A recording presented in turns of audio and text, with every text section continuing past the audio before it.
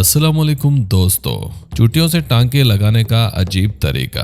फौजी चूंटियों का बतौर एंटीबायोटिक इस्तेमाल। दोस्तों, आपने फौजी कॉलोनियों और छावनियों के बारे में तो सुन रखा होगा, लेकिन क्या आप फौजी चूंटी नामी किसी चीज से वाकिफ हैं? अगर नहीं तो इस वीडियो को देखने के बाद आपको फौजी चूंटियों के बारे में ज्यादा रिसर्च की जरूरत नहीं रहेगी। फौजी चूंटियां यानी आर्मी एंट्स या लीजियनेयर एंट्स चूंटियों की एक नस्ल है जो अफ्रीका, अमेरिका और एशिया के बाज़ खितों में पाई जाती है। ये न सिर्फ साइज में आम चूंटी से काफी बड़ी होती है, बल्कि इनका जबड़ा बड़ा और इनके काटने की ताकत गैर मामूली हद तक ज्यादा होती है। इन चूंटियों की सबसे खास बात यह है कि अफ्रीका के बाज़ इलाकों में फौजी चूंटियों को कुदरती टांके यानी स्टिचेस के तौर पर इस्तेमाल किया जाता है। अगर इंसान को कोई जख्म या चरका लग जाए और इमरजेंसी मेडिकल एड पहुंच से दूर हो तो फौजी चूंटियों को बारी बारी पकड़ के जख्म के मकाम पर कटवाया जाता है। जब वो काट लेती हैं तो इनका जिस्म सर से अलग कर दिया जाता है और सर वहीं इंसान के जख्म पर टांके की शक्ल में जुड़ा रह जाता है। जब वो जख्म भर जाता है तो चूंटी के सर को